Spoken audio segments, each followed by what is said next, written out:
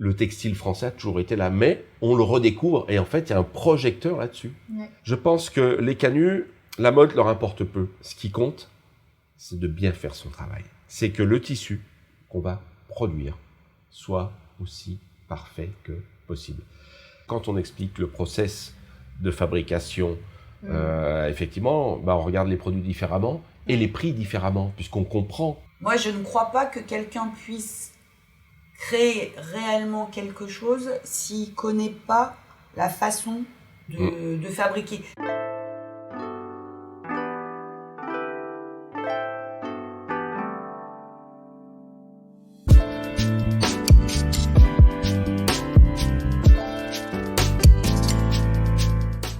Bienvenue sur Qu'est-ce que la mode, le podcast qui vous invite à de multiples discussions autour de cette unique question, qu'est-ce que la mode ? Je m'appelle Elsie Pommier et dans ce podcast, je vous partage mes conversations avec ceux qui façonnent la mode. À la découverte de savoir-faire, de façon d'être, d'histoire et de culture, on comprend vite que la mode est loin d'être banale. Pour cette saison, je m'associe au Village des créateurs. Catalyseur, il fédère les acteurs des filières textiles, habillement et art de vivre. Cet incubateur accompagne les entreprises créatives émergentes de la région Auvergne-Rhône-Alpes depuis 20 ans. En fin de chaque épisode, vous retrouverez le témoignage d'un créateur du village.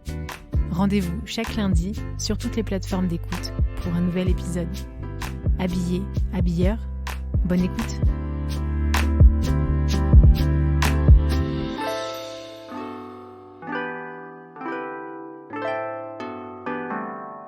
Bonjour Virginie et Philibert Varenne. Bonjour. Bonjour. Bienvenue sur Qu'est-ce que la mode. Merci de nous accueillir en fait à la Maison des Canuts, lieu que vous gérez depuis 2004. Je me disais comment faire une série sur les acteurs de la mode lyonnaise sans passer par chez vous, parce que Lyon, les canuts, la soie, c'est un peu la base de notre histoire. Justement, c'est pas du folklore lyonnais, mais bien de l'histoire avec un H majuscule, parce que les canuts, ça a marqué aussi l'histoire française, côté politique, social. Mais avant de commencer à parler de cette histoire-là, j'aimerais bien qu'on discute de votre histoire et que les auditeurs vous découvrent, connaissent votre histoire. Comment vous êtes arrivé à la Maison des Canuts ? Est-ce que c'était un projet qui était toujours dans vos têtes, ou vous êtes du milieu de la culture, de la mode, j'en sais rien, et voilà. Alors, notre background, c'est du textile. Ouais. Donc, Virginie racontera son parcours. Moi, le mien, je suis 6e génération de fabricants de soieries. À l'origine, rue Bagné à Saint-Étienne. Et puis, suite à une usine qui brûle, tout perdu, ils sont venus s'installer à Lyon au mi-temps du 19e siècle. Et moi, j'ai grandi dans cet univers. J'ai repris la société familiale. J'ai déposé le bilan en 2001. Et puis, donc après, j'ai rencontré Virginie, qui vous racontera cette deuxième partie. Mais on a toujours été dans le textile. Et on a toujours fabriqué ici. Voilà, nous, on n'a jamais délocalisé. Donc, si je vais à l'histoire d'aujourd'hui, où tout d'un coup, on découvre qu'il y a du textile en France, qu'il faut relocaliser, que quelque part, on n'a fait que des bêtises pendant des... Oui, mais nous, ça a toujours été notre façon de travailler. Alors, avec la mondialisation, je vous cache pas qu'on a pris un peu plein la gueule. C'est aussi pour ça qu'en 2001, en fait, on a déposé le bilan, parce que quand la mondialisation est arrivée, il faut pas oublier que le textile est le premier secteur mondialisé, et que on a vraiment pris en pleine poire, et que nos toutes petites sociétés qui auparavant pouvaient vivre à l'échelle de la France et de l'Europe, on avait le marché, on va dire, domestique. Avec la mondialisation, le marché qui s'ouvre, nous, on peut aller partout, mais tout le monde peut arriver. Sauf que notre petite structure, on n'est pas outillé commercialement pour aller vendre partout dans le monde, et puis on n'est pas capable de créer des collections avec l'accélération qu'il y a eu avec la mondialisation aussi. Et puis avant, on avait 2 collections par an, puis 4, puis maintenant, vous arrivez avec H&M, vous en avez une par semaine, quoi. Voilà, 52. Voilà, donc on peut pas suivre ce rythme. Donc voilà. Donc la mondialisation, on l'a pris vraiment en pleine face, et on était voué à disparaître. Et toi, Virginie, ton parcours, puisqu'on va se retrouver, on se retrouve nous en 2001. Alors moi, je viens pas du tout du textile. En revanche, Je suis arrivée à la Croix-Rousse en CM2 par l'école et je suis tombée amoureuse de cette colline et j'en suis toujours amoureuse. Et donc par rapport à ça, obligatoirement on arrive à l'histoire textile et des canuts aussi. Donc dans les petits marqueurs, quand j'étais en 5e, on a le Progrès qui avait proposé que les classes de 5e de Lyon, tour à tour, fassent une page dans le journal. Et quand ça a été le tour de notre classe, on avait fait, entre autres, un article sur les canuts. Voilà. Bon, j'y repensais après, hein. C'est pas qu'à ce moment-là, ça m'est marqué, mais bon, il y avait certainement des petites graines qui avaient été semées. Et puis après, nous, on est jeunes dans les années 90. Donc les années 90, c'est la grande aventure, c'est soit l'humanitaire, soit l'export. Et donc moi, à cette époque-là, on a créé une association qui s'appelait Tour du monde des jeunes entrepreneurs. Et on partait tous les étés représenter la France à l'étranger et vendre des produits français. D'accord. Et forcément, en étant ici, il y a eu forcément du textile. Ouais. Et c'est comme ça que je suis tombée dedans. Et donc, j'ai repris, en fait... j'ai géré le département export d'une société d'écharpes pour qui on avait ouvert le marché nord-américain et asiatique grâce à l'association dont j'ai parlé. Et puis après, j'ai été consultant pour la filière textile où on a monté des expositions pour les fabricants de tissus habillement aux États-Unis et en Chine. Et en 96, j'en avais un peu marre de faire du service et l'entreprise d'écharpes pour laquelle je faisais le grand export a déposé le bilan et j'ai racheté à la barre du liquidateur l'entreprise. Et puis là, je suis rentrée dans la production et en découvrant avec stupeur que je croyais tout savoir, mais j'en savais assez pour vendre. Mais que pour la production, heureusement que j'ai été encadrée, coachée par des tisseurs extraordinaires de la Loire, entre autres, et qui m'ont appris le métier et qui, eux, étaient hyper fiers de voir une petite nana hyper jeune qui leur vendait leurs produits en Corée du Sud, alors que eux, ils avaient tous la panique de tous les produits asiatiques qui arrivaient en France. Et voilà. Et puis après, cette société-là, elle a tenu. Et puis, les marchés de la mode, c'est-à-dire qu'en fait, une année, vous rentrez chez Christian Dior, vous devenez fabricant pour Christian Dior, vous êtes le roi du monde. Sauf que l'année d'après, c'est pas du tout sûr que Christian Dior vous gardera en collection. Donc en fait, vous êtes tout le temps, c'est à la fois la frénésie de cette industrie-là et en même temps le piège, parce que vous êtes jamais secure en fait. Mais en même temps aussi, c'est aussi la beauté. Voilà. Qui pousse à créer en permanence et à essayer de gratter la tête, que j'ai fait l'année dernière. Effectivement, je suis rentré chez Christian Dior, c'était fabuleux. Mais comment je vais essayer de faire pour rester? Qu'est-ce que je peux leur proposer qui leur donnera envie de continuer avec moi? Donc c'est aussi ce côté. C'est le paradoxe. Et donc en 2001, en 2001, en fait, on avait donc nos deux micro-sociétés qui étaient pas très bien en point. Et on s'est rencontrés. Et on s'est dit on s'associe. De nos deux petites crottes, qu'est-ce qu'on peut faire? Donc on s'est associés. Et puis ça a bien marché pendant 2 ans. Et puis là, on s'est rendu compte qu'à nouveau, vraiment, on restait quand même tout petit. Et là, quand même, c'est Virginie on réfléchissait et on s'est dit qu'il fallait qu'on ouvre une boutique atelier. On s'était dit qu'on va essayer de sortir du diktat de la mode, du diktat de la production, parce qu'on a souvent affaire en face de nous, certes à des stylistes, mais aussi parfois des acheteurs qui sont des buses, qui connaissent rien à rien. Et vous essayez de leur... Oui, absolument, qui ne s'intéressent pas, à part au prix. Et donc, on voulait sortir... Oui, je parle bien de l'époque, je ne parle pas d'aujourd'hui.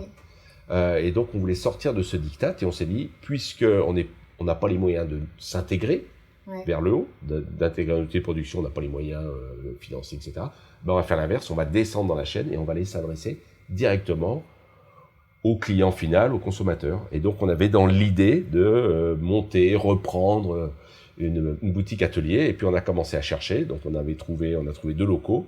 Parallèlement, on démarrait un truc incroyable. On vendait en Chine des foulards. Ça, c'était un truc de fou. Mais pour autant, bon, on avait pris un prêt avec des cautions, enfin, parce qu'on croyait à notre truc, quoi. Ouais. Donc on était parti là-dedans, et puis vraiment. Le début des années 2000, c'est la grande aventure Chine, en fait. C'est tout le monde rêve de vendre en Chine, la Chine s'ouvre, voilà. Et là aussi, par hasard, j'en sais rien.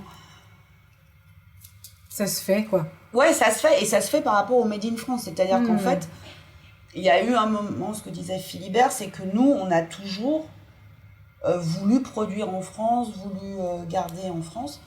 Et après, c'est des hasards comme ça d'engagement, entre guillemets, où à un moment, moi j'étais allée voir un client à Mâcon qui faisait des vêtements autour des personnages de bande dessinée, des produits dérivés, et il s'approvisionnait essentiellement en Asie. Et quand j'étais arrivée avec nos écharpes, il n'en revenait pas que ça soit pas plus cher de fabriquer en France. Et du coup, c'était devenu une espèce de joke entre nous. Ah ouais. Et un jour, c'est lui qui nous a appelés. Il était en Asie et il dit Virginie, vous allez jamais trouver, vous allez vous moquer, je vous ai tellement charrié avec ça. Pourquoi je vous appelle ? Je lui dis non, je ne sais rien, pourquoi vous m'appelez ? Il me dit parce que je suis avec une Chinoise qui cherche des écharpes fabriquées en France. Et forcément, j'ai pensé à vous et il faut que je vous mette en contact. Et le lien, en fait, il s'est fait comme ça. Ça a démarré. Et ça a démarré avec une jeune femme qui est devenue une amie qui, elle, voulait la mode française, les produits français, mais voulait du vrai, elle voulait du made in France, elle voulait pas... Oui, juste de l'image. Juste de l'image, etc. Style français. Et donc, comment vous avez... ouvert la porte de la Maison des Canuts? Oui, alors justement, ça existe depuis 1970, la Maison des Canuts, et elle avait été liquidée en 2003. Okay. Et donc en 2003, on était à nouveau dans une période un peu compliquée, et on cherchait une porte de sortie, et puis on avait trouvé une société qui était prête à nous racheter, mais qui gardait Virginie, la styliste, l'accès au marché chinois, parce que c'est ça qui les intéressait, et moi, je partais, voilà. Okay. Et donc, c'était en février, je me souviens, on va dire mi-février. Donc, je me revois encore. On se quitte avec Virginie. Je pars chercher mes enfants que des copains avaient emmenés en vacances. Et là, elle m'appelle. Et je me revois, j'arrive à la barrière de péage de l'île d'Abo. Elle me dit, on vend plus, tu pars pas, je sais ce qu'on va faire. On va reprendre la Maison des Canuts. On s'était quitté il y avait une demi-heure. Que s'est-il passé pendant cette demi-heure? C'est ça. Eh bien, Virginie habitait à l'époque rue de Belfort, et elle rentre chez elle, et sur la porte de l'immeuble, il y avait une affiche, il faut sauver la Maison des Canuts. Et elle me dit, on va reprendre la Maison des Canuts. C'est ce qu'on a fait pendant 3 mois, 4 mois. On a bossé pour monter un projet de reprise, puisque la Maison des Canuts, c'était une structure privée, liquidée, et sous la pression populaire, la ville avait racheté la collection. Ce qu'on appelle la collection, c'est-à-dire les métiers à tisser et tous les matériels. Et dès le départ, la ville avait dit qu'elle ne voudrait pas gérer et qu'elle ferait un appel d'offres. Donc, nous, on a bossé sur un dossier. Il y a 9 dossiers qui ont été déposés pour cet appel d'offres. Okay. Et c'est nous qui avons été choisis. Et donc, ça se passe au mois de juin 2004 et on a ouvert pour les Journées du patrimoine 2004. Voilà comment on rentre à la Maison des Canuts. On rachète le fonds de commerce, en fait. On rachète au liquidateur le fonds de commerce. Et donc on est à un lieu complètement privé, si ce n'est que la collection est préservée. Si nous un jour on fait une bêtise, contrairement à la situation en 2003, il n'y a aucun risque que les machines, les métiers à tisser soient vendus, disparaissent, elles appartiennent à la ville de Lyon. Voilà. Et donc du coup on avait cette boutique atelier du coup. On avait avec la boutique, qui nous permettait de vendre directement au client final. Alors, ce qui était quand même assez drôle, c'est que le textile, on connaît bien techniquement. Virginie est très douée pour les couleurs, pour les dessins, les trucs. Moi, je connais le côté technique, mais faire fonctionner un métier à bras, ça... Ouais, parce que là, ceux qui connaissent pas, aux auditeurs, c'est que vous avez des métiers à tisser qui datent de quelques centaines d'années. Qui marchent pas d'électricité. Voilà, et qu'il fallait remettre en route. Exactement, oui, parce que quand on est arrivé, il n'y a plus rien qui marchait.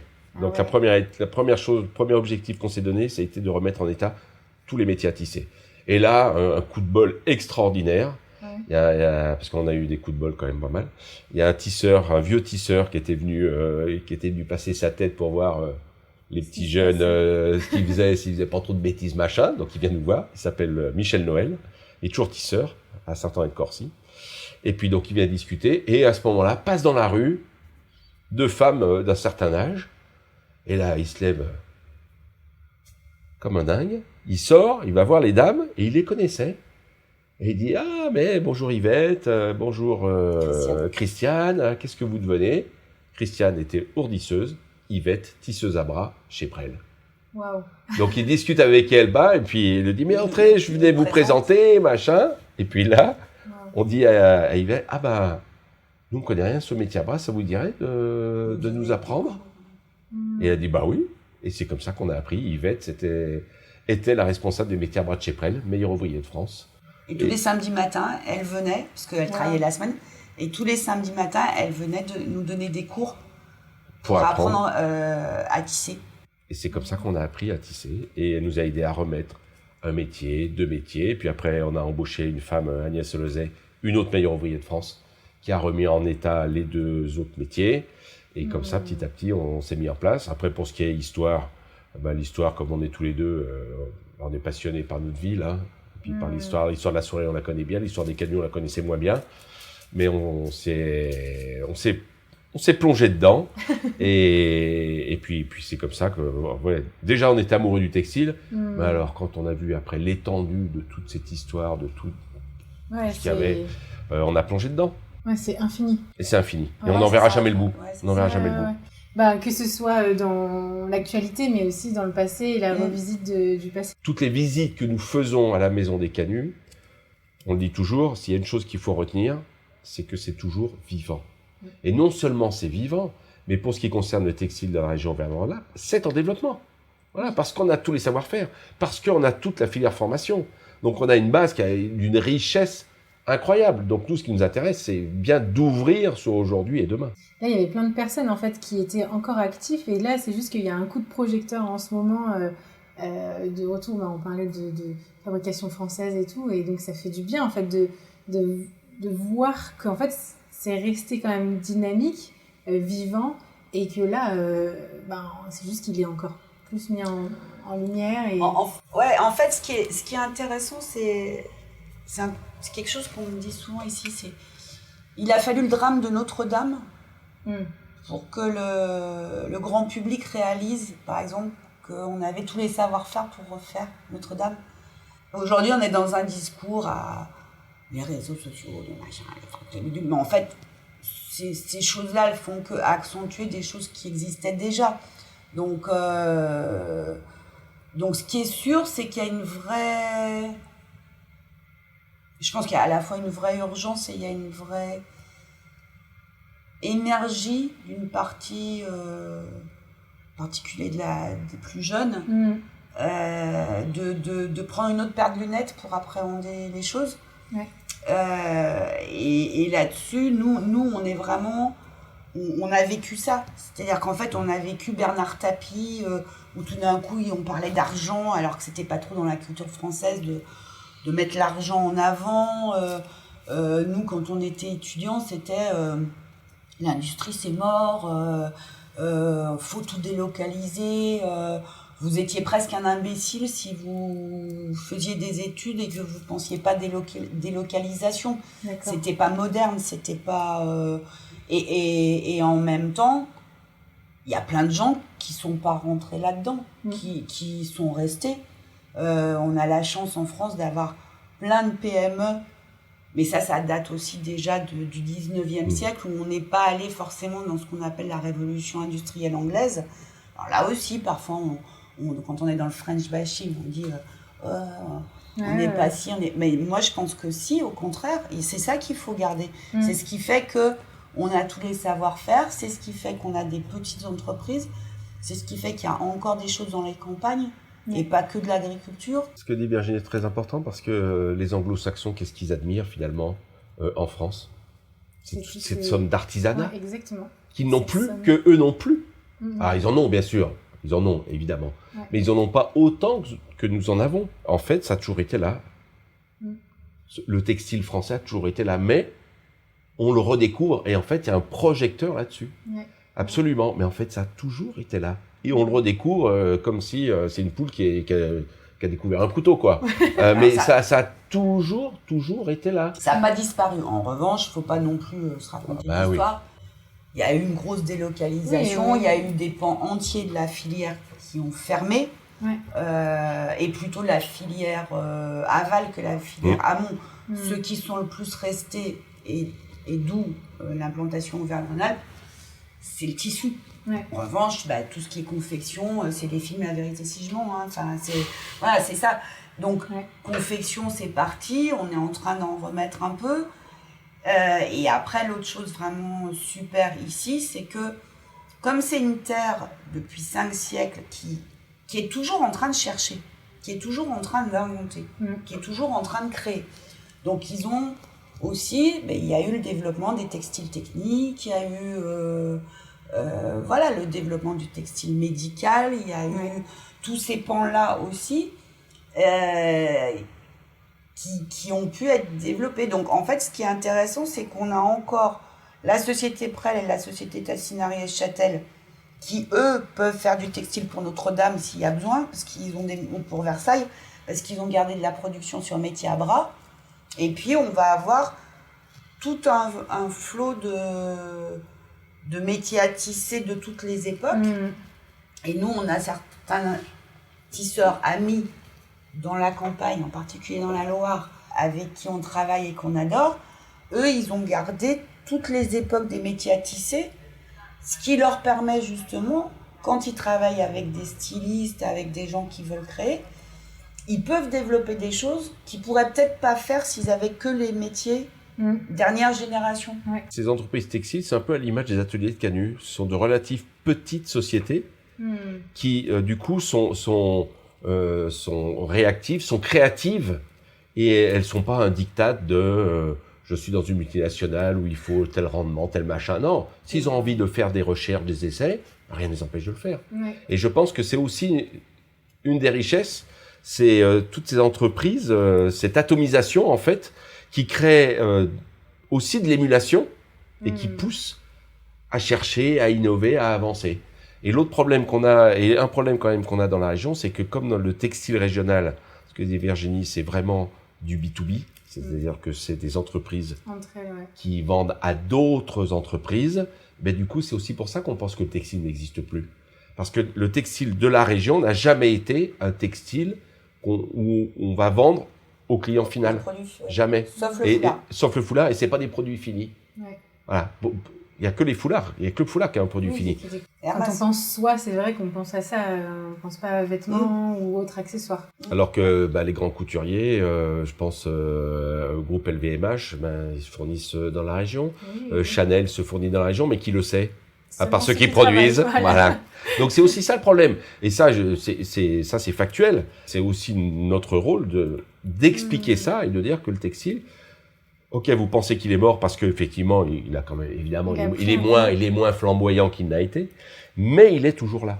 Voilà, et ça, c'est aussi ce qu'on s'attache à faire ici. Si on revient sur la maison des Canuts, je voulais m'attarder un petit peu sur le mot maison, qui a une belle connotation familiale et tout ça. Et puis, en fait, on a parlé de l'échelle mondiale et tout ça, mais je me dis, cette dynamique-là d'échange, de conversation, de partage, de développement, j'ai l'impression qu'on l'a aussi un peu derrière ce mot maison. Tout à fait. Et on y tient, et ça, on est extrêmement attaché à ce nom de maison, parce que tout à fait, vous l'avez parfaitement compris, une maison, c'est ouvert. Voilà. Et ça on rentre et on sort, exactement. Et ça appartient à tout le monde. Petite parenthèse historique. À l'origine de la maison des Canuts, il y avait une coopérative de tissage qui avait été créée pour tous les petits tisseurs indépendants, ou pas que tisseurs, aussi tous les métiers périphériques, et qui du coup devenaient salariés de la coopérative. Et puis après, certains coopérateurs sont partis à la retraite, on vendait du matériel. Et donc, Monsieur Berger, qui avait créé la coopérative de tissage, il s'est retrouvé avec beaucoup de matériel. Il a eu l'idée de créer la maison des Canuts. Donc, tous les matériels qui sont dans la maison des Canuts ont été donnés par des tisseurs, des ourdisseurs, ourdisseuses, des monteurs, des monteuses, etc., etc. Donc, quelque part, ce matériel, ce que dit Virginie, il appartient à tout le monde. Oui, il est collectif. Quoi. Et voilà. Et donc, la Maison des Canuts, c'est un lieu collectif. Et effectivement, c'est un lieu d'échange. Et ça, on est vraiment extrêmement attaché. Pour ça, quand on dit musée des Canuts, moi, j'aime pas, parce que ça enlève ce côté. Puis on est Et pas du un coup, musée, et puis ça fait figer. Oui, ça fait Et ça fait archive, figer. oui, Ça fait un peu naphtaline, quoi. Hein. Alors que c'est un lieu vivant. Nous, on vient pas du tout, mais alors pas du tout du monde de la culture. Hein. Et ça aussi, ça a été un choc. Hein. On vient ni du monde de la culture, ni du monde du tourisme. Ouais. Et là aussi, c'est des choses, je pense, on est dans des sociétés où on a envie justement d'être plus transversal, mais on vient d'une société en silo XXL. Hein. Donc les je vais dire un mot qui est moche, mais c'est quand même ça, c'est les racismes entre des gens qui sont vus par des gens de la culture comme étant du monde de l'économie. C'est violent, ça a été blessant. Hein. Ouais. Au début, on nous a regardé vraiment de travers. On était les marchands du temple. Hein. On était là pour faire du pognon. Et ça, oui, c'est un monde waouh. Et puis en plus, il y a tout un vocabulaire. Alors, vous comprenez un mot sur 2 ou 3.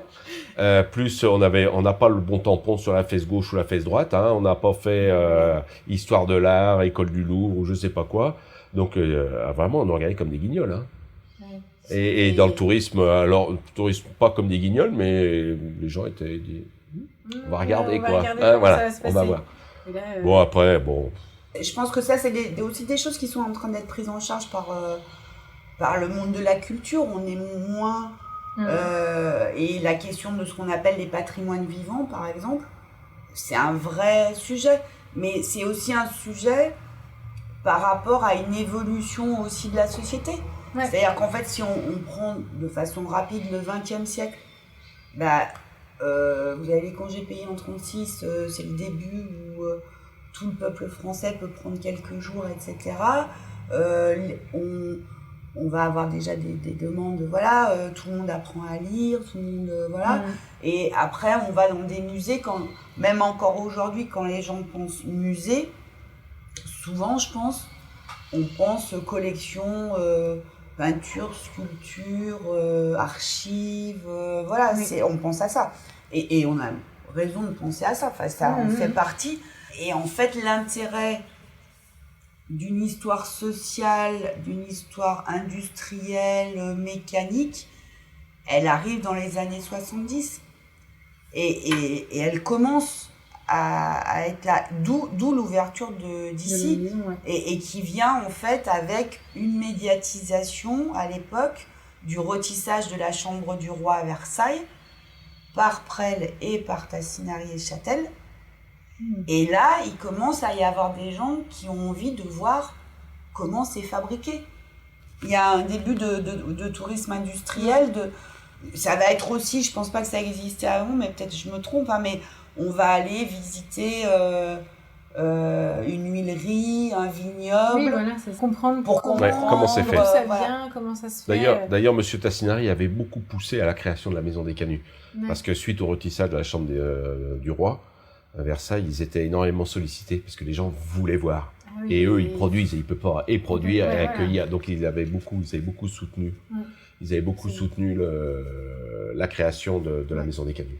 C'est super intéressant de voir comment administrativement on sépare rapidement culture, économie, industrie, savoir. Tout à fait. Alors que savoir-faire, savoir et faire, c'est tout. Ça, c'est un tout. Et c'est pas un gros mot, culture, économie, culture, argent, c'est pas un gros mot. Et on le voit justement dans l'histoire des Canuts eux-mêmes.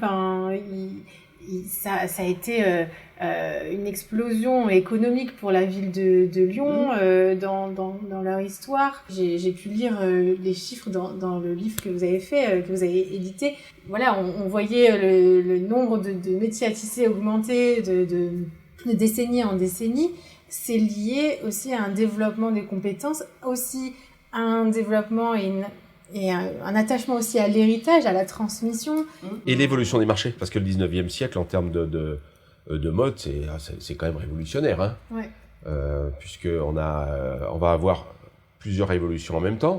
C'est qu'après la Révolution française, on a une nouvelle classe sociale qui va se développer, c'est la bourgeoisie, qui veut singer, entre guillemets, l'aristocratie, mais en mettant peut-être pas des choses aussi belles. C'est l'arrivée des métiers mécaniques, c'est la création de la haute couture dans la deuxième moitié du 19e, c'est la séparation des marchés entre ce qu'on appelle la robe, l'ameublement et la paramantique. Donc il s'est passé plein de choses au 19e. Donc tout d'un coup, on a donc cette nouvelle classe sociale qui demande de plus en plus. Donc on a une demande en l'occurrence à Lyon, de soie, voilà, très importante sur des unis. Et c'est là que Gillet va mettre au point le noir impérial, voilà. Moi, je considère que le 18e, artistiquement, c'est l'âge d'or de la soirée lyonnaise. Puisque là, 18e, il y a vraiment des choses absolument à tomber par terre, techniquement. C'est complètement dingue. Et puis après, pour moi, il y a l'âge d'or industriel qui va être le 19e. Où là, on va rentrer dans des productions plus importantes, sur des produits de relative qualité. C'est aussi le développement des grands magasins. Oui. Où les soyeux lyonnais vont aller vendre. C'est pas encore prêt à porter, mais ils vont aller vendre dans les grands magasins à Paris. Je veux dire le bon marché, voilà, où on achetait à l'époque les tissus au mètre. Et tous ces grands magasins vont se développer, et donc les Lyonnais allaient vendre leur soie. Et puis après, effectivement, alors après au 20e, on va avoir la haute couture qui va se développer, le nombre de collections qui va augmenter, et puis l'arrivée du prêt-à-porter au lendemain de la Deuxième Guerre mondiale. Voilà, qui nous a amené après au prêt-acheté, mais ça c'est une autre histoire. Oui, c'est ça. Et justement, alors comment les canuts auraient défini la mode? En fait, c'est les créations. Je ne sais pas si c'est de la mode. Je pense pas que la mode existe à l'époque. La mode, moi, je dirais qu'elle va aller plus avec la coupe et le style. Mais en revanche, on peut pas dissocier non plus. Et ça, je pense que c'est aussi... On reprend conscience de ça. Nous ici, en médiation, on compare souvent l'alimentaire et le textile. D'abord parce qu'il y a des saisons des deux côtés. Et par exemple, quand vous êtes chef cuisinier, si vous voulez faire un bon plat, il va falloir que vous ayez des bons aliments. Vous pourrez pas, si vous avez un poulet en plastique, vous pourrez pas faire un poulet de Bresse au morille, si la crème est pas bonne, si les morilles sont pas bonnes, etc. Même si vous êtes le plus grand chef cuisinier, si les premiers voilà. sont pas... le textile, c'est un peu pareil. Vous pouvez être le plus grand styliste ou la plus grande styliste du monde. Si vous travaillez pas comme un grand cuisinier avec vos fabricants de tissus qui développent des choses pour vous, voilà. Et ça veut dire aussi que la styliste ou le styliste, comme le grand chef cuistot, il doit connaître tous les métiers. Il y a un phénomène extraordinaire au 19e siècle, c'est que la Chambre de commerce de Lyon offre gratuitement des cours de dessin textile à toute personne qui veut se former. Alors, excuse-moi de te couper, juste corriger, parce que ça date des années 1750. Voilà, donc même 1750, donc même avant. École gratuite, publique de dessin. Pour le textile, pour la soirée. Attention. C'est poussé. Voilà. Et après, effectivement, la Chambre de commerce, mais la première école de tissage a été créée à la Croix-Rousse. Elle s'appelait pas école de tissage. C'est ce qui deviendra plus tard l'école de tissage. Mais on avait des cours, c'était créé par les canuts. Place Berton, c'est-à-dire à 50 mètres d'ici. Et où ils pouvaient aller le soir ou le week-end se former. Et après, ça a été créé dans les années 1860, a été créée l'école elle-même de tissage. Mais pour revenir à votre question, je pense que les canuts, la mode leur importe peu. Ce qui compte, c'est de bien faire son travail. C'est que le tissu qu'on va produire soit aussi parfait que possible. Il ne faut pas oublier que les canuts, en fait, ils n'ont pas affaire aux clients. Puisque les canuts travaillent à façon pour un donneur d'ordre, qui est le soyeux. D'accord ? Donc, le soyeux ou le fabricant de soirée ou le négociant. C'est eux qui mettent au point les tissus, avec celui qu'on appelle le chef de service, mais c'est eux qui vont choisir donc quel type de fil, quel type de couleur, quel type de dessin. Voilà. Donc après, le canut, lui, ce qui l'intéresse, c'est de à partir de ce qu'on lui a donné, de faire un travail le plus abouti possible. Et on a une anecdote qui est célèbre. On a un de nos amis qui vend beaucoup en Italie. Et un jour, Dolce & Gabbana lui dit tiens, j'ai trouvé un tissu, là, j'ai chiné. Je suis tombé sur un tissu, je suis sûr que c'est vous qui l'avez fait. Alors, il prend le tissu et il va dans les archives, machin, il trouve effectivement c'était eux qui l'avaient fait. Et il va voir ses tisseurs en lui disant voilà, Dolce & Gabbana a vu ça, il voudrait qu'on le refasse. Mais surtout, ce qu'il veut, il veut qu'on le refasse, mais avec la patine qu'il a aujourd'hui. Le côté vieilli, un peu. Et donc, les tisseurs disent non, ça c'est n'importe quoi, c'est pas possible, de toute façon, puis on n'y arrivera pas, machin. Et surtout, il voulait pas. Et voilà, et il voulait pas. Et notre copain, Franck. C'était pas mal faire son travail que de le faire comme était demandé par. C'était Prada, non, c'était pas Dolce & Gabbana. Enfin bon, c'était une boîte italienne. Mais il fallait le refaire abîmé. Et que même là, au 20e, 21e siècle, il y avait des tisseurs dans des maisons de soirée pour qui c'était un blasphème. Mais il a insisté, il a insisté. Il fallait une pédagogie pour... et ils l'ont fait, et ils l'ont fait. Et ils ont eu marché. Et après, je peux vous dire qu'ils étaient d'une fierté, les tisseurs. Ah bah j'imagine. Voilà. Mais en plus, on voit bien, le gars, on voit bien en train de gongonner, je veux pas le faire. Et puis après, il est obligé de le faire, il le fait, il dit, puisque je dois le faire, je veux le faire bien. Voilà. Et en fait, ils l'ont bien fait. Voilà, c'est ça qui est extraordinaire. Ça m'amène à cette question justement entre innovation et tradition. On en a un peu parlé, mais où est-ce qu'on se place ou quel conseil vous donneriez Je pense qu'il y a une chose qui est fondamentale, c'est que ces tisseurs, ces maisons de soirée, ils ont des compétences dingues. Ils ont des archives. Et il faut voir les archives. C'est fabuleux ce qu'ils ont. Ouais. Et donc, ce que je pense, c'est qu'ils vont les consulter, qu'ils n'ont jamais des gros moyens, mais que c'est les rois de la bricole. Voilà. Et qu'ils ont une ingéniosité, c'est ça. Comme dirait Virginie, l'intelligence de la main, qui fait que d'un côté les archives, d'un côté les métiers, d'un côté le fait de se graboter un peu le corniolon, de réfléchir, de chercher, de discuter avec Pierre-Paul Jacques Jean, de bidouiller, et ils y arrivent. C'est ça qui est fabuleux. C'est fabuleux. On peut pas rentrer dans le détail, mais il y a un de nos amis tisseurs dans la Loire, une grande maison, lui demandait de tisser des rubans, d'utiliser un ruban comme une trame. Alors qu'on utilise une trame, c'est des fils. Oui. Et là, donc cette grande maison demande de tisser des rubans, de le découper en lamelles et de tisser ces petits morceaux. Alors, au début, ils disent dis donc, alors quelle histoire. Et puis ils ont essayé. Et puis là, et ils ont réussi. Et donc ils tissent du ruban pour du tissu prêt à porter. Enfin, de luxe, parce que c'est une grande maison. Voilà. Mais tout ça, avec de la bidouille. Ouais. Mais après, c'est là où ça rejoint la cuisine, en fait, je trouve. Parce que nous, c'est une question qui revient souvent ici. Pour demain. C'est au niveau de la soie. Les gens, le mot soie, ils n'arrivent pas vraiment à mettre une vraie définition dessous. Alors, régulièrement, on a, par exemple, mais la soie, d'où elle vient ? Alors moi, c'est ce que je dis souvent, est-ce que pour la laine, vous posez la question de l'endroit où on a coupé les cheveux au mouton ? Non, enfin bon, voilà, c'est... Et après, c'est pareil, moi je prends toujours l'exemple de la pomme de terre. La soie, c'est comme la pomme de terre.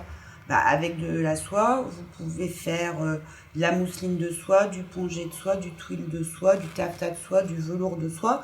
Avec la pomme de terre, vous faites de la purée, des frites, du gratin dauphinois. Après, tout dépend... Oui, comment vous allez la travailler, ce que vous allez mettre avec ou comment. Et ça, du coup, ça permet de mieux comprendre. Parce qu'on a quand même... Ça aussi, c'est quelque chose dont il faut avoir conscience, c'est que le prêt-à-porter ne date que de 70 ans. Hein. Oui. En fait, jusqu'à la Deuxième Guerre mondiale, qu'on soit riche ou qu'on soit pauvre, pour s'habiller, on passe par l'achat d'un tissu où on réalise nous-mêmes le tissu, on confectionne nous-mêmes, où on va chez le tailleur. Mais et en fait, ça fait que 30 ans on a perdu l'idée, quand on regarde le textile, de regarder la qualité de l'étoffe, la coupe, la confection, et qu'on a perdu une idée du prix de l'industrie textile. Tout le monde avait une culture textile, tout le monde. Et tous les gens de plus de 40 ans l'ont. Riche pauvre, hein. Oui, Riche tout ou le monde pauvre, hein. savait toucher une matière. Ils reconnaissent, si ça, ça, je peux. Après, c'est une question de moyens. Est-ce que je peux acheter un beau drap de laine ou est-ce que je vais me contenter d'une petite toile de laine, mais on savait la différence. Oui, et ça, on l'a perdu. À cette époque-là, serait parti sur Shine ou sur H&M. Ouais. Ça, et Primark, tout ça. Tout ça, à cette époque-là de l'humanité, il n'y a pas une femme, parce que je suis désolée, mais c'était quand même les femmes qui étaient aux manettes pour ce genre de choses, qui aurait permis et osé s'habiller et habiller sa famille avec des trucs comme ça. Et ça fait 30 ans qu'on peut se poser la question de pourquoi on a même inversé le truc. C'est-à-dire qu'il y a des endroits où c'est même pas une question de revenus, ça fait plus, mieux bien, de se dire qu'on a acheté là-bas chez ces gens-là. Tu te rends compte, ce truc que j'ai sur moi, je l'ai payé 5 balles, quoi. Ouais, c'est trop bien. Non, non. Voilà, on a complètement inversé les choses. Parce qu'on est centré sur ce qui sort de notre porte-monnaie, plus que ce qui sort des ateliers et de cette qualité-là. Je pense qu'il y a beaucoup de choses aussi. Hein. Oui, c'est aussi la société de consommation. On a aussi le marketing qui veut nous faire acheter sans qu'on réfléchisse. Il y a le fait aussi, effectivement, de dire c'est trop bien, moi je dépense, mieux c'est, parce que je suis malin en fait. Hein. Je suis très débrouillard. Il y a le côté il y a cette méconnaissance justement des savoir-faire. Et puis, comme vous le disiez, c'était... Par exemple, dans le Rhône-Alpes, c'était du B2B. Le particulier connaissait le foulard de soie, mais en fait, on ne réalise pas que le velours de soie, ça n'a rien à voir. Puis dans le velours, il y a encore plein de sous-catégories, de types de velours. Il peut y avoir donc des trucs très, très, très épais, comme des trucs, comme on a soyeux, tout à fait. Et donc c'est ça aussi qui fait que on n'ose pas mettre le prix parce qu'on ne réalise pas en fait l'exigence que c'est derrière de fabriquer, de confectionner, et que c'est pas juste un petit cocon qu'on a défilé et puis qu'on a tissé comme ça rapidement. Il y a plein de métiers et c'est des mots qu'on n'entend plus. Ourdisseur, tisseur, voilà. Donc, mais je pense qu'en revanche, il y a quelque chose qui revient. Oui, voilà. Et ça, on le voit aussi au niveau des étudiants. Il y a un regain au niveau des étudiants des professions textiles, et pas que stylistes. Il y a aujourd'hui parce que du coup, cette industrie de PME dont on parlait, qui est beaucoup dans les campagnes, il y a 20 ans, ils ont vraiment galéré pour arriver à employer, parce que on n'avait pas envie d'aller à la campagne. Et il y a 20 ans, là, ici, dans les formations, tout le monde rêvait que H&M descende à Lyon, vous voyez, comme Google dans d'autres métiers. Mais ceux qui sortaient des SMOD, etc. Voilà, pour aller, parce que leur rêve, c'était d'aller chez H&M. Chez H&M, etc. Et aujourd'hui, le rêve de ces étudiants-là, il n'est plus là. Et ça, c'est porteur d'espoir. Ouais. Ils sont OK d'aller travailler dans la Loire, dans les Isères, et ils ont envie. Fameuse recherche de sens, qui dans le textile est vraiment, c'est très factuel. Hein. Nous, on le voit maintenant, où les gens, ce que disait Virginie, demandent d'où vient la soie, on dit bon, ça c'est pas le sujet, mais quand on leur explique, oui, mais l'ourdissage il est fait à tel endroit, les teintures c'est là, le tissage c'est là, voilà. Sens et qualité en fait. Quand on découvre que en fait, on peut faire ça. D'accord, c'est bon, je lâche ces matières là et puis je vais découvrir un tel, je vais voir. Puis moi-même je l'ai vu, donc j'ai pu amener quelques classes d'élèves chez vous faire des visites donc de l'expo permanente. J'ai vu pour certains où c'était un peu c'est de l'archive, c'est de l'histoire, voilà, mais d'autres où ça date de plusieurs siècles quand même, cette histoire. Mais ce qui est aussi très important, et ce que vous avez dit très justement, c'est que quand on explique le process de fabrication Effectivement, on regarde les produits différemment et les prix différemment, puisqu'on comprend des choses. Exactement. Voilà, c'est pas, on n'appuie pas sur un bouton comme ça. Et puis l'impact écologique, l'impact sociétal, voilà, c'est tout ça. Qui économiquement, parfois quand vous mettez le prix dans des grosses pièces, je vais parler d'un manteau, d'un pantalon, etc.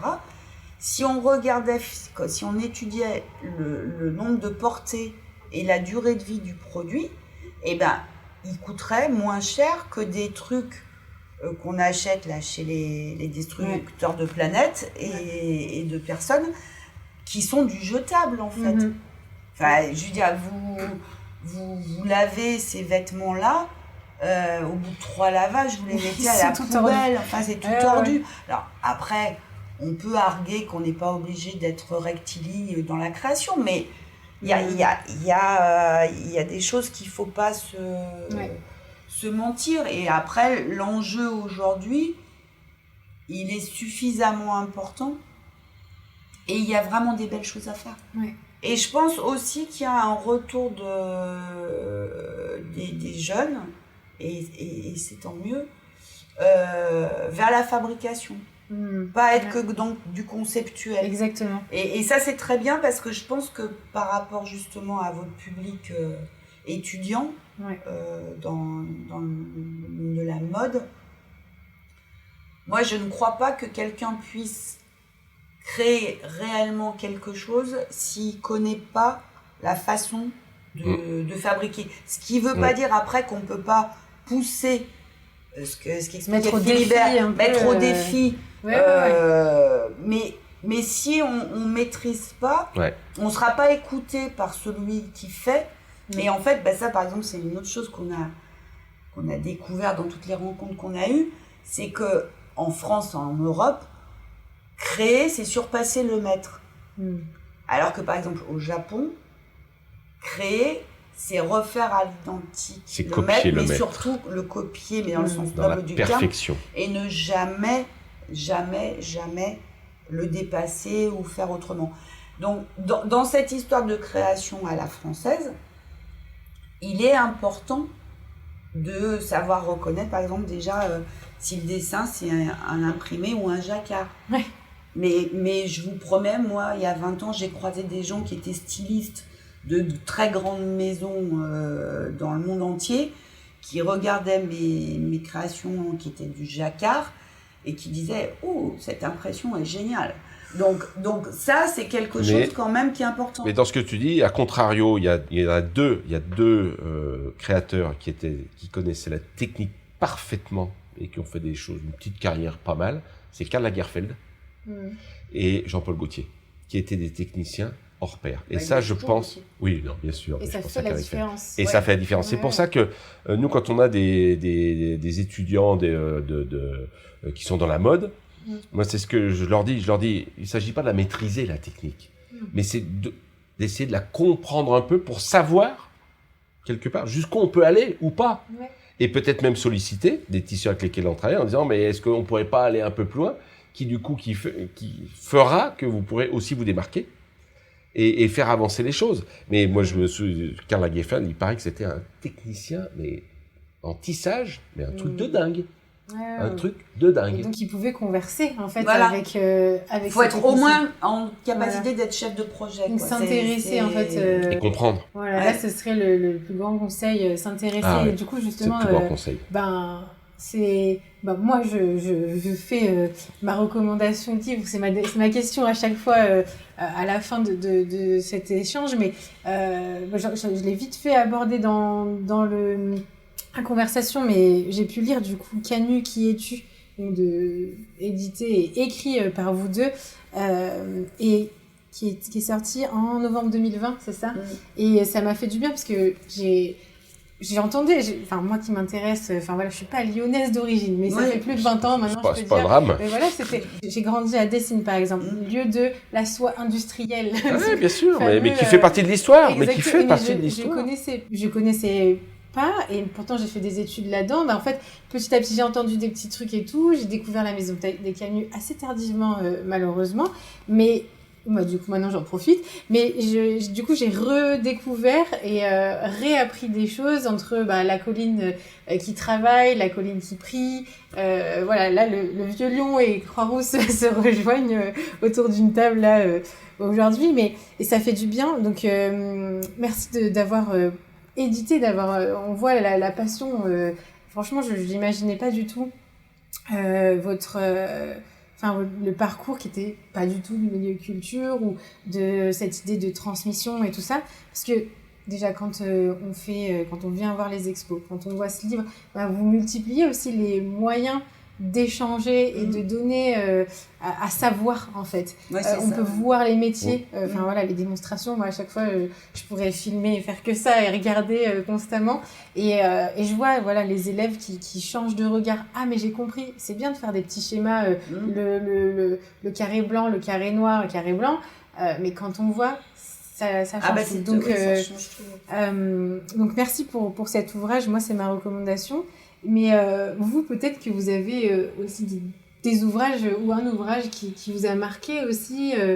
C'est plus les rencontres, en fait. Ici, on a la chance de croiser tellement de personnes. En fait, c'est eux les livres ouverts, en fait. C'est eux les livres ouverts. Après récemment, il y a un grand appel de la Grèce. Alors ça, c'est un gros hasard, mais enfin bon, c'est comme ça. Et on a eu 2 rencontres avec des Grecs qui sont venus parce qu'ils s'intéressaient à la mécanique Jacquard et qui voulaient faire ça bien. Donc forcément, ils sont venus à Lyon. Et j'ai envie de dire, forcément, ils sont venus jusqu'ici. Et il y a cette histoire autour de la Méditerranée aussi qui est vraiment passionnante. Qui est passionnante parce qu'on est... Je vais tout mélanger, je suis assez spécialiste de ça, vous m'en excuserez, mais moi ce que je dis souvent aux gens, c'est que Lyon, on est le nord du sud, mais on reste le sud, qu'on est la frontière du beurre et de l'huile d'olive, et qu'après, autour de la Méditerranée, il y a eu à la fois l'élevage du ver à soie, au Levant, le Liban, l'Afrique du Nord, et il y a eu aussi... toute la terre méditerranéenne, elle est terre de tissage. Nous, il y a plein de métiers qui sont partis au Liban. Il y a en Grèce, c'est une terre de tissage aussi. Alors, bon, tous, ils ont eu cette évolution qu'on a évoquée pendant notre échange, avec cette délocalisation, en particulier en Asie, où il y a plein de pans entiers de métiers qui ont disparu, mais les histoires humaines sont assez semblables et on a tous envie finalement ce grand bassin méditerranéen et il est notre territoire donc on a eu des rencontres assez extraordinaires et on a mené aussi quand même quelques projets assez fous puisqu'on avait fait pour Dresde, pour la ville de Dresde, on a refait un velours broché d'or, un tissu qui datait de la fin du XVIIe et qu'on a refait en 2011. Ça a été un projet absolument fabuleux parce qu'on est parti sur un projet en ne sachant pas que si c'était possible d'aller au bout. Ça faisait 200 ans que personne de vivant n'avait fait cette technique. C'était une technique perdue. Et Agnès Alozet, qui bossait avec nous, a retrouvé les gestes. C'était un projet fabuleux. On a eu la chance de rencontrer une femme exceptionnelle, Wangari Maathai, qui était prix Nobel de la paix, qu'on a rencontrée parce qu'elle était venue à Lyon suivre des cours de français. Elle est venue visiter la maison des Canuts et on a passé 3 heures avec cette femme extraordinaire qui s'intéressait à l'histoire des Canuts. Et qui voulait nous faire lire à Nairobi. Elle voulait même qu'on vienne à Nairobi pour raconter l'histoire des Canuts. Ouais. Je veux dire, voilà. Alors, c'est vrai, les livres, on pourrait parler évidemment, le bouquin de Baricot, Soi, c'est fabuleux. Le livre de Teresa. On pourrait parler du livre de Fernand Rude sur les révoltes des Canuts. Mais effectivement, c'est réducteur. C'est vrai que c'est réducteur. Après, le plus fabuleux, ce qui est fabuleux, c'est toutes les rencontres. C'est Frobert, qui est chercheur, qui est aujourd'hui le plus grand spécialiste français, peut-être même mondial sur les canuts. C'est rencontrer des dévideuses de 88 ans. On a une dévideuse de 88 ans qui régulièrement vient nous voir. Il y a 2 choses qui ont été super cette année. La première, c'est que l'Opéra de Lyon, en fait, porte des projets collaboratifs. Et dans cette mission-là, avant le Covid, il y a une pièce qui a été écrite d'une façon un peu particulière, mais je ne peux pas tout vous développer parce qu'on y passe pour la journée, mais avec un auteur qui s'appelle François Yin, qui a fait quelque chose sur la révolte des Canuts. Et du coup, il y avait 70 acteurs, c'est ça ? 60 comme vous et moi, c'est-à-dire pas du tout amateur, et 10 pros. Et Philibert donc a joué sur cette pièce qui a été donnée au Célestin là au mois de juin. Et l'autre truc qu'on est en train de faire, un peu comme vous, il faudra qu'on en parle après d'ailleurs, on est en train de commencer, on a appelé ça capteur de mémoire. Et comme nous sommes une maison, il y a plein de gens qui poussent la porte de cette maison depuis maintenant 18 ans qu'on a repris, qui sont devenus des amis. Philibert avec Athanaïs qui on fait des interviews. On fait des interviews comme vous d'une heure. C'est beau. Alors pour l'instant, on ne sait pas ce qu'on va en faire, mais on le fait. On capte. Et on a des gens mais extraordinaires. Là, on a 2 amis. Enfin, donc Christiane dont on a parlé tout à l'heure. Ourdisseuse, qui habite rue du Manche. Christiane, en fait, elle a été employée chez une dame qui s'appelle Suzanne. Qui était dévideuse. Qui était sa patronne. Mais elles sont vraiment devenues amies, mais elles se voient toujours. Voilà. Elles sont toutes les deux hautes, elles sont hautes comme ça. Elles sont toutes petites. On a une qui habite rue de l'Alma et l'autre rue du Manche. Et tous les jours, elles se voient, elles sont super en forme, etc. Et quand on leur a proposé, au début, elles étaient un peu pas timides, mais elles étaient un peu impressionnées par le micro, etc. Et donc, elles ont voulu faire l'interview toutes les deux. Non, c'est pas ça, c'est moi qui leur a proposé. Ouais, je me suis dit que les faire une, elles risquaient d'être tendues, et si on les faisait ensemble, discuter ensemble, ça marcherait.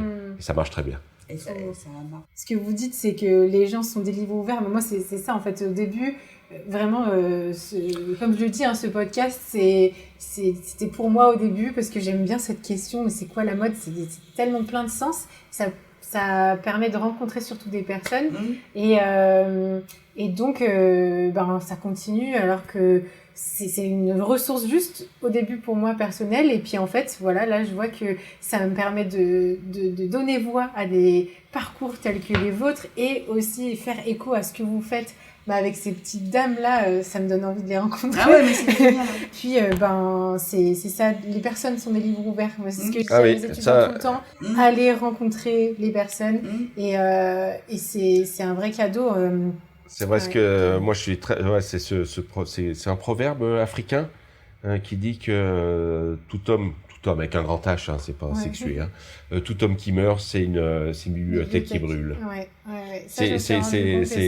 Vous avez parfaitement raison. Après, quand vous dites après la mode, je pense que nous concernant, on a voulu vraiment échapper au diktat de la mode. Bien sûr, on est influencé. Non mais on est influencé évidemment. On va pas dire qu'on vit en dehors de la mode, mais pour nous, je dirais la mode, c'est ce qui était quand même assez drôle, ce qu'on a remarqué avec Virginie, c'est que souvent on se dit ça j'ai envie de ça. Voilà. Je me souviens très bien du bleu lavande. Il y a une dizaine d'années, on avait envie de ça. Et c'est pas qu'on est géniaux, on avait envie de ça. Et puis qu'est-ce qui s'est passé 1 an après, 2 ans après ? Il est sorti. Ouais. De toute façon, la mode, c'est un... Malgré tout, c'est toujours un... C'est de la sensibilité, c'est... Oui, après, mais la mode, c'est la mode de tendance, d'influenceurs. Mais ils influencent rien du tout. En fait, c'est le révélateur de déjà ce qui est en train de sortir, en fait. C'est juste parce que c'est là. Ils n'inventent rien. En revanche, ils ont les yeux, les oreilles ouvertes, et ils sont dans le monde entier. Et leur force, c'est de percevoir que ce qui est en train de se passer, c'est ce qui va advenir. C'est ça leur force, mais ils ne créent rien, en fait. Et nous, on s'est un peu affranchis de ça, et en fait, ce qui nous plaît ici, c'est de faire ce qu'on veut, entre guillemets, quand on veut, parce qu'on fait quand même pas n'importe quoi, il faut quand même que ça reste vendable, et que les clients répondent, sinon on est mauvais. Mais je pense que quand même une des bases de la mode, c'est quand même de faire un produit de qualité. Ça, comme la cuisine. Ça, on ne pourra jamais l'enlever. Il faut que le produit soit de qualité, quoi qu'il arrive. Et pour vos étudiants aussi, on a décidé, nous ça c'est peut-être arbitraire, mais on a décidé que le plus grand influenceur de tous les temps, vous savez qui c'est ? C'est Louis XIV. Ok. Parce qu'il n'y a pas de mode à la française. avant Louis XIV. Ouais, c'est vrai. Alors Donc, ouais. C'est Tout le à fait. plus grand influenceur du monde. C'est Voilà. vrai. C'est vrai. Parce que c'est vrai que la mode est datée du XIVe siècle, mais c'est vrai que nous on considère que vraiment le premier homme de mode c'est Louis XIV. Oui, le premier influenceur, c'est vrai qu'il a donné de la visibilité Ouais. à la France. Voilà. Et au style français, la Au mode style, est à la exactement. française. Hein. Ouais, ouais. Et à l'époque, la mode elle dure à 10 ans. Hein. Ouais. Se casser Tout pas la tête. Hein. tout ça. Et tout ça sur Instagram. Hein. Exactement. Mais merci en tout cas. Eh ben, merci pour à ce vous. moment. Merci à vous. Vraiment, Ça a été très agréable. Ouais. Merci bien. Ben ouais, j'allais dire, notre devise des Canus, c'était vivre en travaillant, mourir en combattant. Moi, je réfléchissais en conclusion. Je me disais, on pourrait l'actualiser, en disant, vivre en cultivant les savoirs et mourir en continuant d'apprendre, en apprenant. Donc merci Virginie et Philibert pour ce temps. Merci. Et belle suite à vous.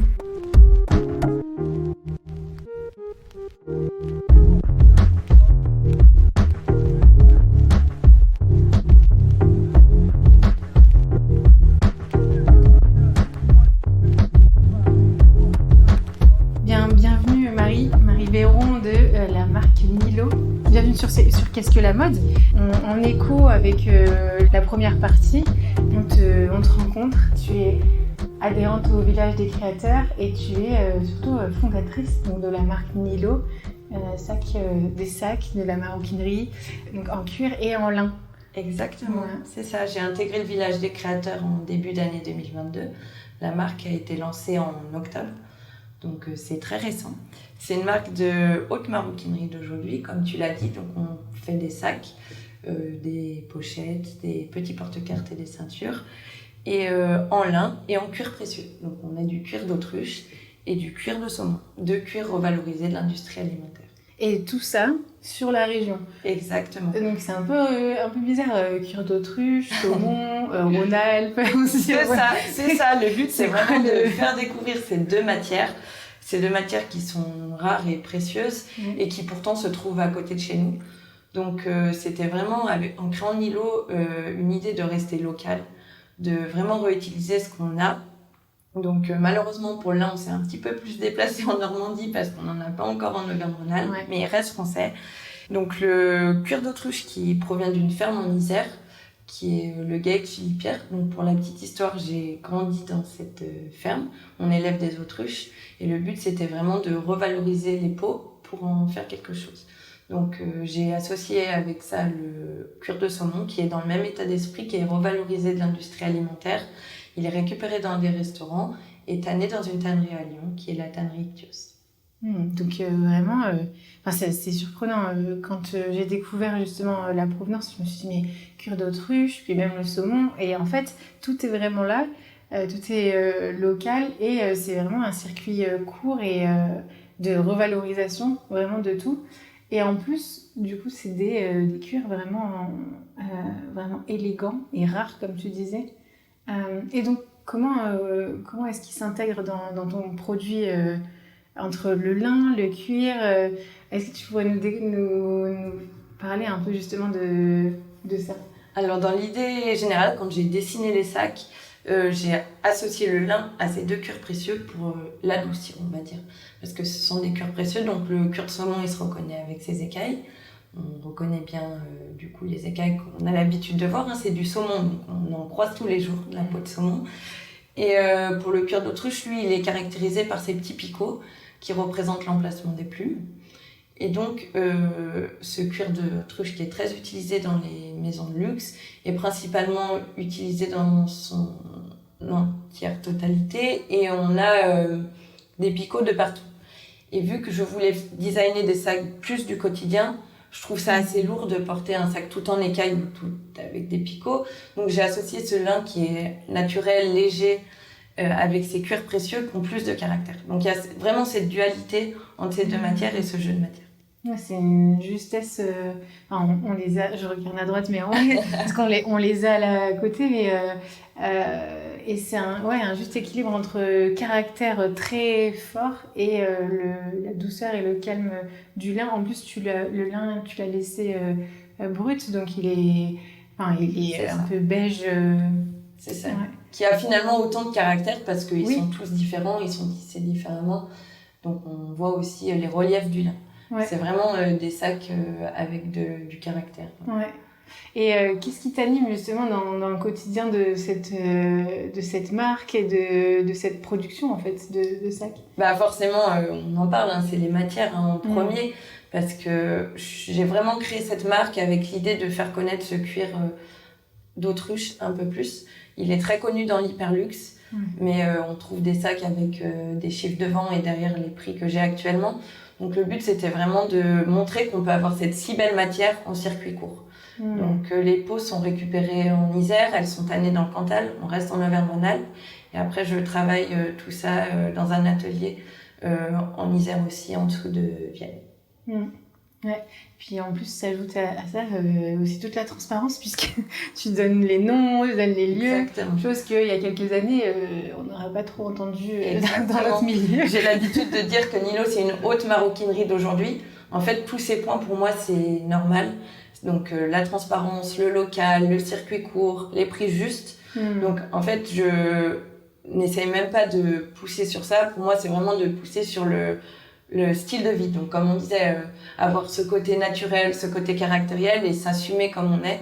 En fait, être libre et être sûr de notre origine et de notre parcours et de s'assumer. Donc c'est vraiment un sac Nilo se représente comme ça. Donc on assume les matières, elles sont locales, on peut les tracer et à la fois naturelles et légères avec ce lin qui vient adoucir le tout.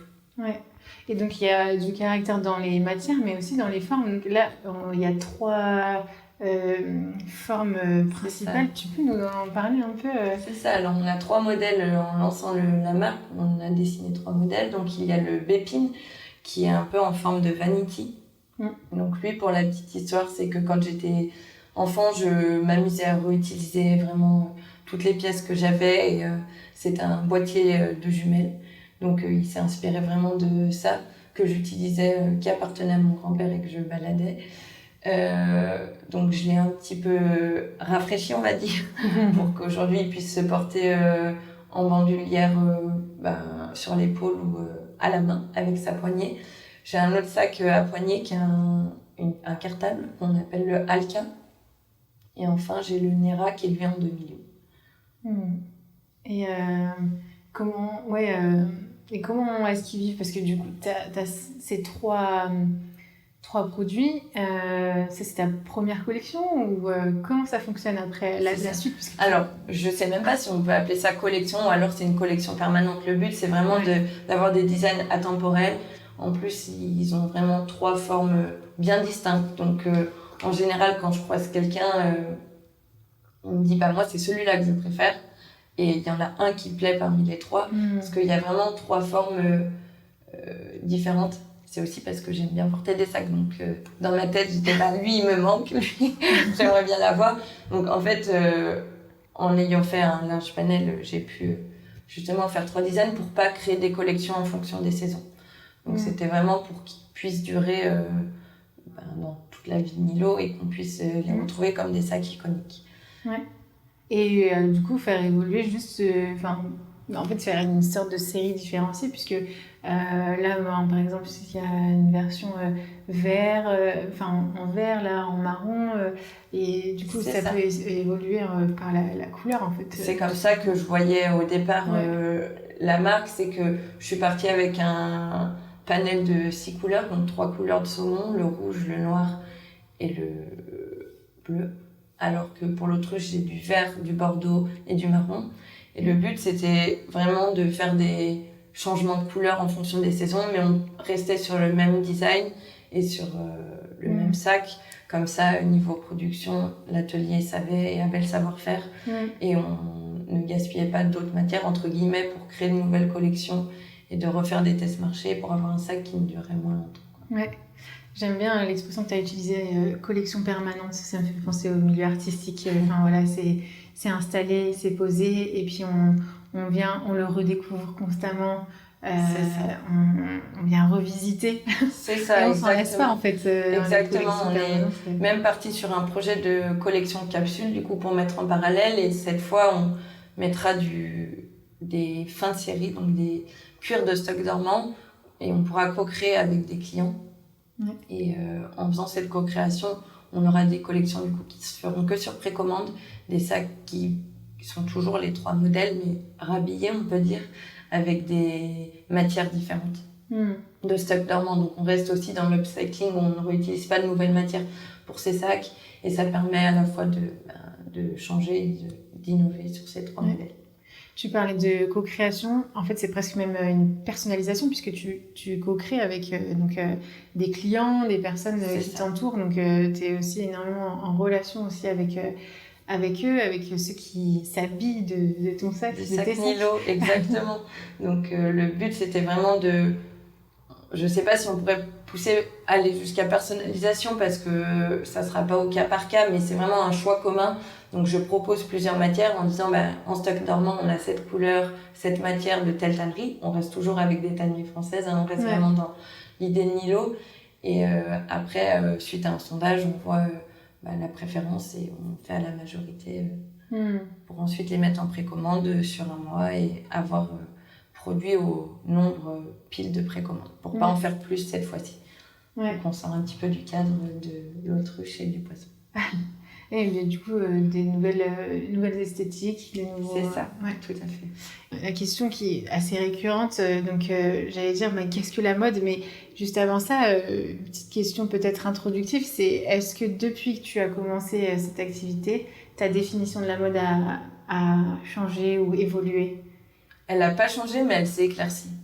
En fait, avant, je ne me considérais pas comme quelqu'un qui suivait la mode. En même temps, c'est à petite échelle. C'est simplement que j'ai toujours aimé créer et m'exprimer. Et finalement, c'est ça. Pour moi, la mode, c'est qu'on peut s'exprimer librement et pouvoir créer à l'infini. Donc, depuis que je suis toute petite, comme je disais, je réutilisais des pièces pour les porter. J'aimais bien fouiller dans les placards et créer de nouveaux ensembles, de découper à d'autres endroits. Donc, c'était vraiment à petite échelle. Donc, je ne me considérais pas comme une fan de la mode, des grandes maisons. Mais maintenant que j'ai créé Nilo, c'est ça. En fait, je crée un sac et je me dis, il ira très bien avec telle tenue. Il faut mettre telle couleur et l'associer avec telle matière parce que... Et en fait, c'est vraiment créer, s'exprimer. Et c'est marrant parce que c'est le message que veut porter Nilo. C'est s'exprimer, être soi-même et vraiment être sûr et être libre de vouloir faire ce qu'on veut. Ouais. Et donc, tu as, et ce sera ma dernière question, mais du coup, ça t'a animé dans tout ton parcours et scolaire, professionnel et tout ça. T'as toujours baigné dans ce milieu. Et ensuite, tu t'es lancée dans Nilo. Juste un petit point parcours aussi personnel pour se dire, parce que ça, des fois, on arrive à cette définition de manière sereine. Avec quelques années ou suite à une expérience ou des fois c'est presque inné, j'en sais rien, il y a des personnes des fois qui sont comme ça. Mais on peut dire que c'est inné parce que moi finalement j'ai monté Nilo mais à l'envers d'une marque traditionnelle, on va dire, c'est que je suis partie de la matière. Vraiment, je suis partie du cuir d'autruche, donc ça m'a vraiment animée en me disant je veux le faire connaître parce que j'ai baigné dedans et je me rendais compte que on savait pas qu'il y avait des autruches en France, on savait pas que c'était pour l'industrie alimentaire. On ne connaissait pas tous les dérivés, qui finalement, on peut le comparer, pas niveau caractéristique, mais au cuir de vache, parce que c'est un élevage pour l'industrie alimentaire, et le cuir, autant le revaloriser plutôt que d'en faire un déchet. Donc ça m'a vraiment animée dans ce point-là, et avant mes études, donc j'ai fait une école de commerce, et je savais que je voulais faire ça. Donc j'ai suivi un parcours dans le luxe, dans le marketing et la communication et je savais que je voulais faire ça, donc j'ai fait plusieurs expériences sur des maroquineries, qu'elles soient de luxe, qu'elles soient du quotidien, dans d'autres pays. Je suis allée à Londres. Le but c'était vraiment de toucher à tout pour voir si ça me plaisait. Évidemment, plus j'en faisais, plus j'avais hâte de me lancer, mais j'ai vraiment monté cette marque à l'envers. Et en faisant mon parcours, je me suis rendu compte aussi que le relationnel avait une importance incroyable. Et c'est pour ça que je suis encore plus restée dans l'histoire du local. Parce que, en fait, en montant ce projet, on se rend compte que il vaut mieux que les fournisseurs soient plus des partenaires. Et ce qui est le cas aujourd'hui, que ce soit avec la tannerie pour le cuir d'autruche, que ce soit pour le cuir de saumon. Donc, je les rencontre vraiment souvent et ils connaissent le projet même avant qu'il y ait les premiers dessins. Ils savaient déjà le projet, ils me connaissaient déjà. Donc c'est vraiment dans l'échange, donc c'est ça aussi qui m'a animée tout au long de mes études Et je me suis lancée directement à la fin de mes études. Ouais, donc le relationnel, enfin la matière et le relationnel, c'est vraiment les mots clés parce que tu peux te donner les prénoms, noms en fait de toutes les personnes avec qui tu travailles et ça c'est une sacrée différence aussi, sacré changement pour notre milieu quoi. Ouais, c'est sûr. C'est sûr. Ben merci Marie. Est-ce que tu avais pensé à d'autres éléments qui animent aussi ce quotidien? Et sinon, je pourrais en parler des heures, donc oui. Mais je crois que tu as bien résumé avec matière, relationnelle et finalement tout ça localement. Donc. Ouais. Et donc on te retrouve sur Instagram, je mettrai tout en lien dans la description de l'épisode. Et puis aussi aux auditeurs, n'hésitez pas à contacter donc Marie Véron et d'aller découvrir les sacs, de prendre en main, ça n'a rien à voir qu'une photo ou comme ça. Et de redécouvrir aussi ces matières. Merci beaucoup. Merci à toi. Ce podcast vous plaît? Abonnez-vous et partagez votre avis signé de quelques étoiles sur Apple Podcast. Vous pouvez aussi rejoindre celles et ceux qui soutiennent la production par une contribution mensuelle sur patreon.com/qu'est-ce que la mode. Vous y retrouverez d'ailleurs des épisodes en exclusivité. J'aimerais vous remercier. Vous êtes plus nombreux à chaque nouvelle diffusion. Merci pour votre écoute, pour nos échanges sur LinkedIn, Instagram, par mail. J'apprécie continuer la conversation avec vous et vous rencontrer est toujours édifiant. Habillé, habilleur, à la semaine prochaine.